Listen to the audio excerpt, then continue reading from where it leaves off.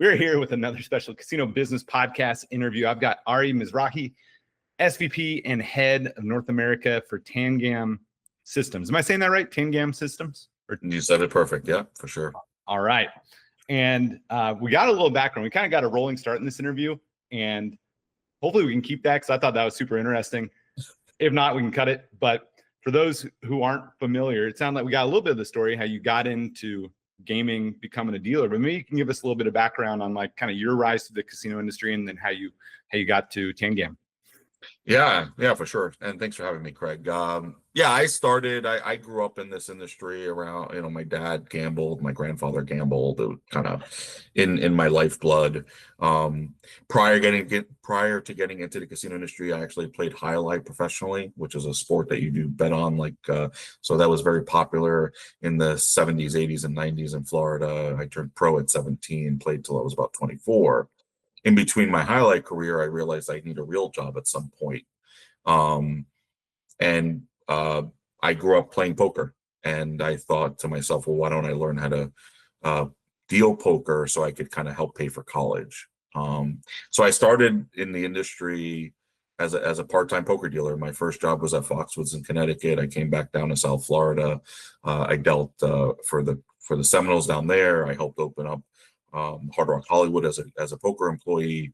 And then with the poker boom, my career kind of grew because back then, if you were willing to move, you could grow. I mean, the industry was expanding immensely. New restrictions were getting casinos. Poker rooms were opening every couple of months. And I was very fortunate. I went from a poker dealer to a poker director in like 3 years.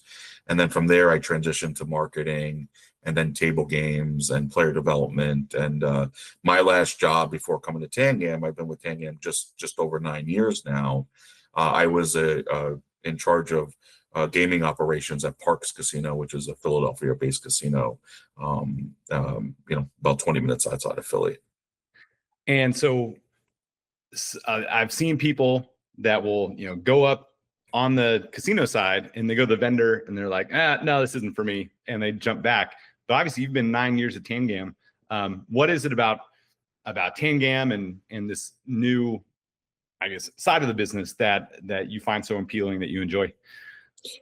Yeah, maybe it comes from my poker background as a player and then as an operator. I always believe hey, if data is available, let's use it to make better business decisions. So as I kind of grew at a young age in leadership and then into table games, I realized, it's more than, lick your finger, how the wind blows. That's not how you manage a business. Now, managing a casino is very much an art and a science. It can't only be an art and it can't only be a science. And what I wanted to do when I first kind of broke into leadership was to bring some of the science to the art. Because I grew up in a very old school environment where, it was like if a game's losing money, change the dealer. If a game's losing money, throw soul over his shoulder. If a game's losing money, throw pennies under the table. And I'm like, that has nothing to do with the outcome of the game. Like our month is not going to be good or bad based on this voodoo magic. So I was like, no, we're just in the math business. Like, how do we just use math and the data that we're already collecting to make better decisions? So I kind of went down that path, and I got to meet our founder through a demo of Tangam, and this is back in 2011. And I was, and our product, our table games product helps with yield management with table games, the things that I was trying to solve on my own as a young 30-something-year-old leader. But, we weren't a software company, and, we didn't have the resources to build a yield management tool. So our founder actually pitched the product to myself and our CEO. And at the time, our CEO was like, that's what I hired you for. We don't need software, blah, blah, blah. Back then, even in 2011, operators were still resistant to using technology to help make business decisions. So you fast forward to when I started in 2016, our founder and I stayed in contact, and as the Tangam business was growing, we reconnected, and he's like, why don't you come on and support our North America business? And so for me, it was, I always tell my boss, who's our president, I'm like, Tangam has given me the platform to do what I love. Like, I love the art of the business, but I also very much love the science.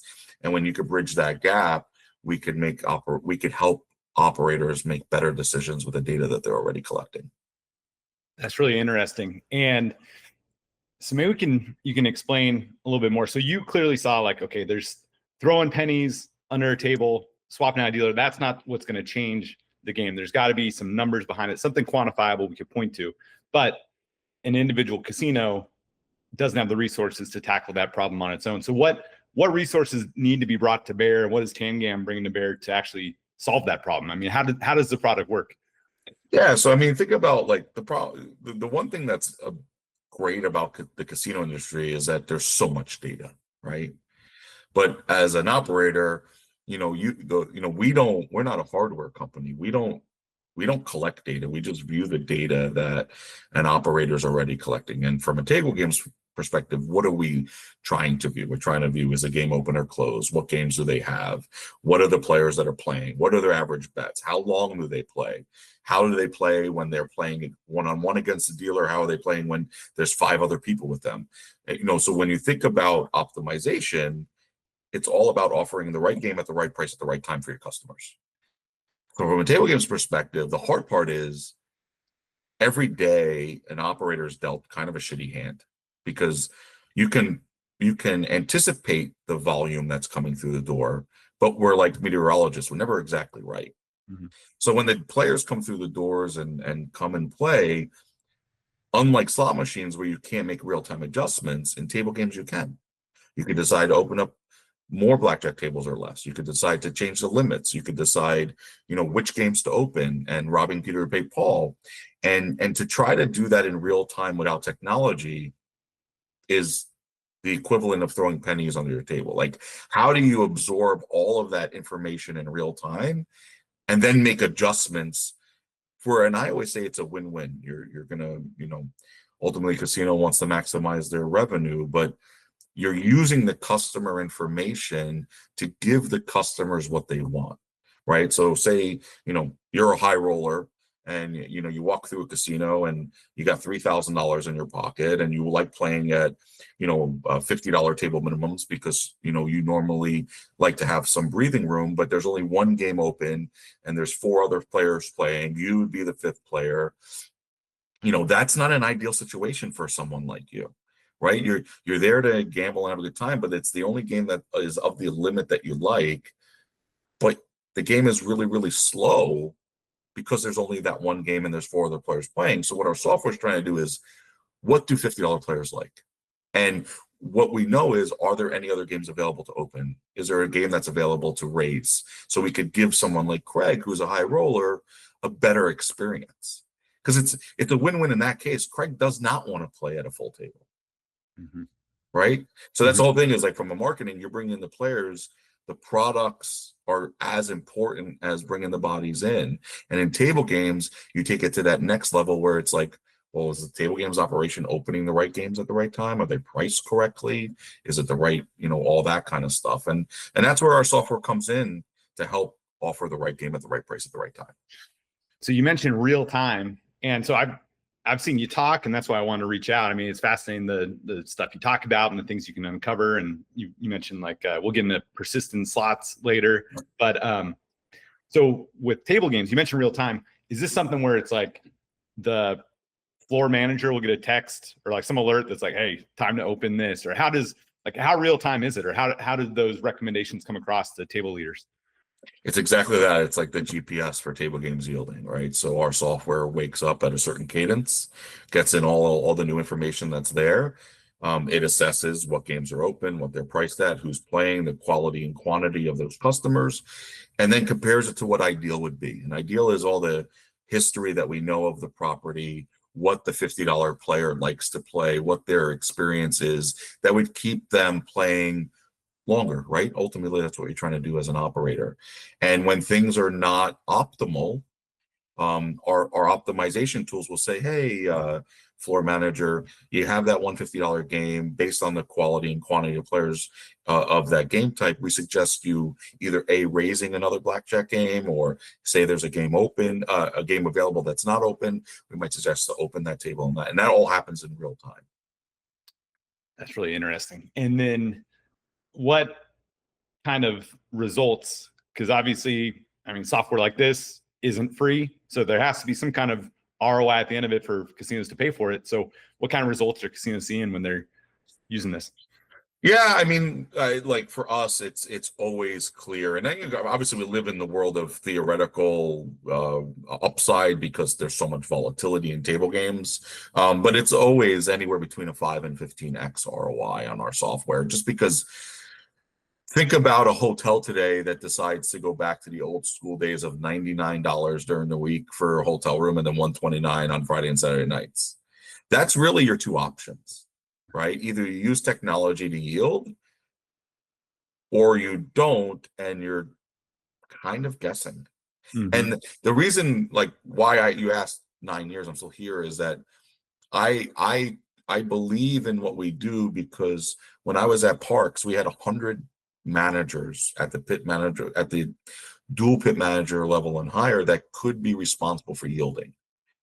Can you imagine, as a leader that I was at the time, to try to get 100 people on the same consistent page, to turn them all into human calculators, to look at data as they see it come through the door, assess it, and make a business decision? It is impossible to have a consistent strategy that way. And that's what the software does. It just brings that consistent approach to whatever the leader's strategy is. So we've been talking about TYM, right? Table yield management. Yeah. Okay. And you have another product, Soda, and that tackles the slot side of the equation. So maybe what's the difference between TYM and Soda? Yeah, so Tim is table games yield management. Soda is slot optimization, data analytics. Soda was born from our customers. I came on board and we're very fortunate. We have just over 100 partners in just North America, over 210 worldwide. And when we started launching some of the big commercials in the US in 18, some of the casino leaders, as you know, that there's been some consolidation in our industry where it used to be a VP of tables and a VP of slots. For many casinos, it's now a VP or an SVP of casino operations. So that person is responsible for both. And, we were helping our partners with our software and our services on table games yielding. And consistently, I was getting feedback as I traveled to see our clients is, hey, can you help us build something in slots? And I'm like, what do you mean? Slots are simple. Back then, I'll be perfectly blunt, I didn't know a video poker machine from a mechanical reel. So I'm like, how hard can it be? Like, because us table games guys never thought highly of slots. We didn't think it was sophisticated department to run, right? When I was at Parks, I had a department of 1,000. My counterpart and director of slots had like 50 employees, even though they made more of the money. It's like, wow, we're tables people. We have all these employees and all these problems and game protection and all that. So I, like many other table games operators, just didn't think that it was sophisticated problems to solve. And well, I was quickly humbled when we had our first beta client. I was like, wow, slot optimization is a much more complicated problem than I thought. So we've been 2020 is when we launched Soda. So it's been about 5 years now. And for people that aren't familiar with slot optimization, is that term strictly like, hey, let's switch this game, kind of like tables, from a quarter to $1? Or this type of cabinet isn't working, or this type of game isn't working? So for people that aren't familiar with that aspect of the business, maybe you could explain what slot optimization is. Yeah, I mean, so what you're saying are kind of the basic things, right? I mean, when you think about slot performance today, if you go back 20 years, it's like, oh, just take a spreadsheet, a Tableau, and let's just look at the bottom 10% of games and make sure that we don't have those anymore, right? Because that's what sometimes a big focus is. Let's just fix what's broken, right? And just in a spreadsheet, you could easily look at the bottom 10% and saying, okay, as a slot performance manager, I'm just going to focus on what's not working, which is still extremely important today.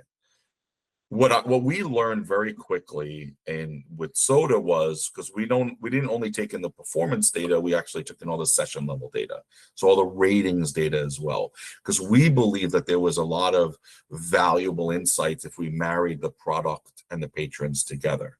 So when you're a slot operator, you're just worrying about the performance of the games. When you're a marketer, you're just worried about bringing the customers in. You're never really thinking about what games they play or not. And if this player plays this game, what other games may they play? And if I'm a slot operator, I have customers. Yeah, that's marketing's responsibility. They bring people in. I'm just going to worry about the performance.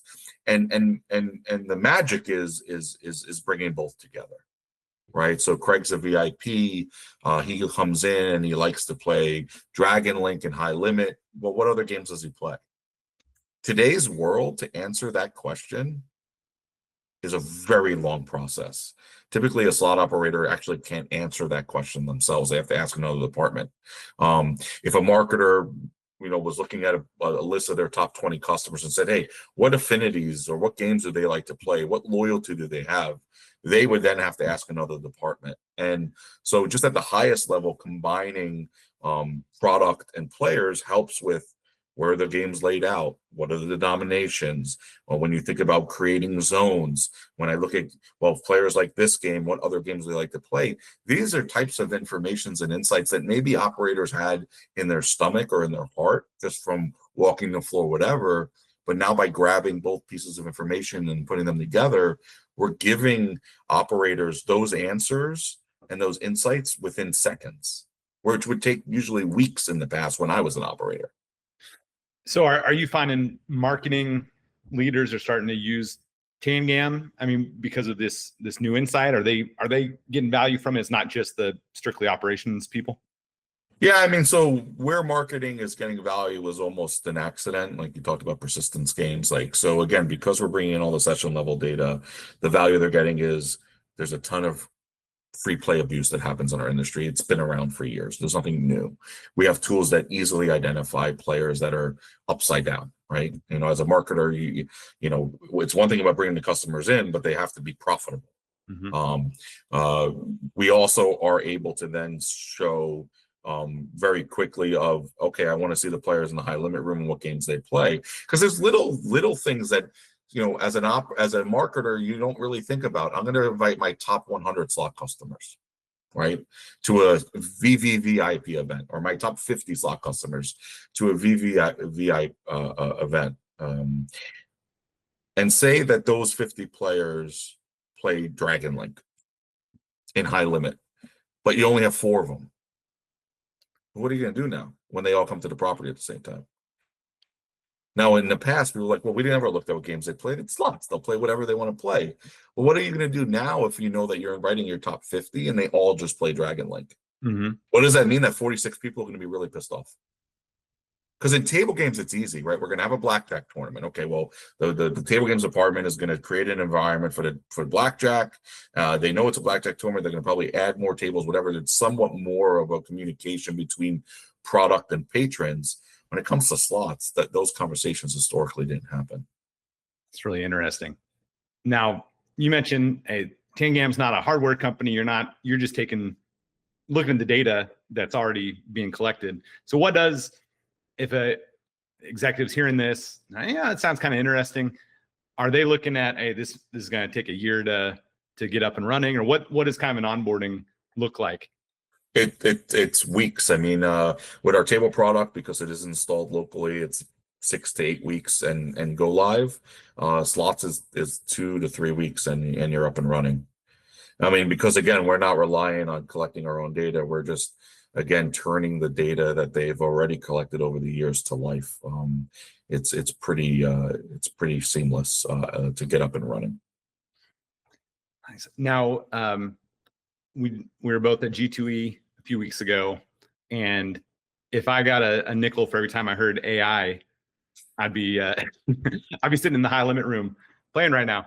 Yes. But in our conversation, even though like a lot of the results you're saying, it sounds like I would expect somebody to be dropping AI 50 times in this car. Oh, we're using AI to do this, too. Maybe talk to me about your approach to AI, how you guys think about it, and your roadmap going forward. Yeah, so I mean, again, I'm not the technical person in our company, even though I'm an analyst by trade in a sense. But so our company has been thinking about and dabbling in AI longer before people have started talking about it and became a great buzzword, right? I made a joke about AI. I'm like, I live in the Philly region. I'm like, if you ask people in Philly what AI is, they're going to think Allen Iverson. Like, what is AI, right? Um, I mean, the truth about AI today is it can answer very simple tasks, right? That's what we know.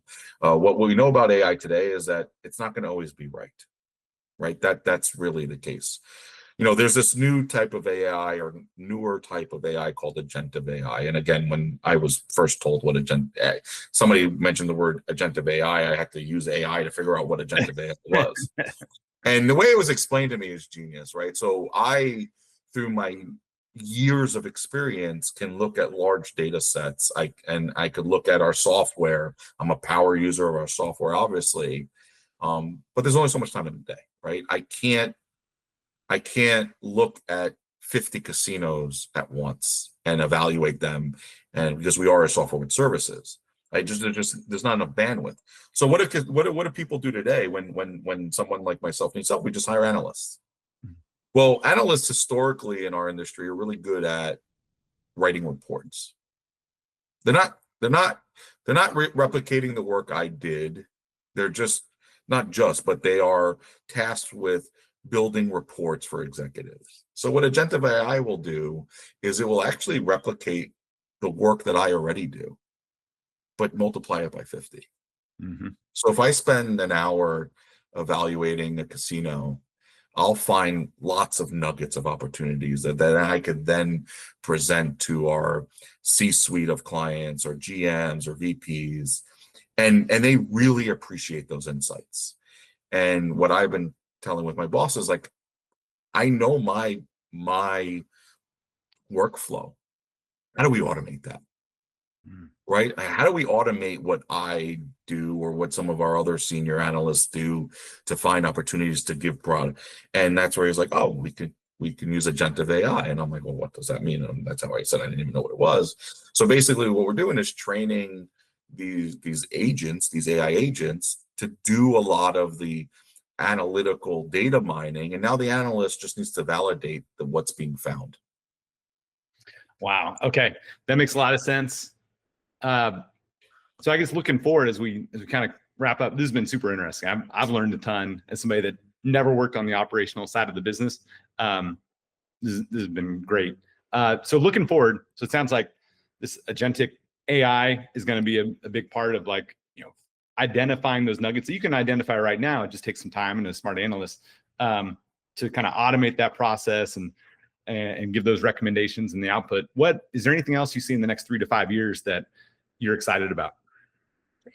So what I discovered actually, so we are actually marrying both of our products, and I learned something new, and every day we learn something new. And if you think you know everything, you've just got stuck in life. Historically, table games players only played table games or maybe played ATGs. Years ago, you just didn't see that crossover between table games and slots. And now with the high volatile slot games that are being created, there's a ton of crossover. Mm-hmm. And I'm just discovering this from a data perspective because we're marrying both products together. Like, okay, players that play blackjack, what else do they play? With some of our clients, I'm seeing that Dragon Link is the next most popular game they play. But then I look on a map and I realize that Dragon Link is nowhere near their table games area. So how do you think about that different? So I think the customers are different. I think that customers are playing shorter periods of time.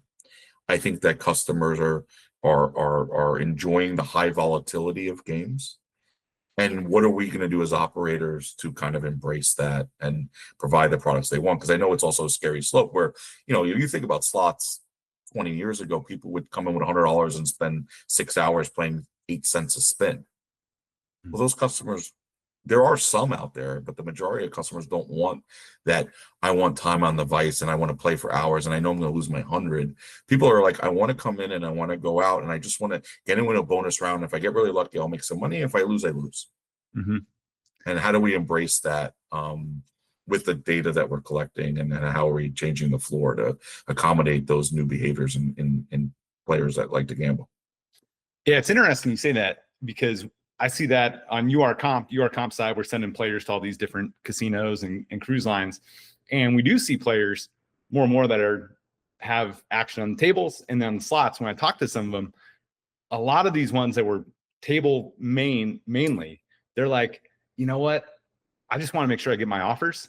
And like, if I only play tables, I feel like my offers drop because my PO's low. And so I just, I'm starting to like the slots, but mainly I play it because I know that's going to give me that free cruise certificate or rack up my points.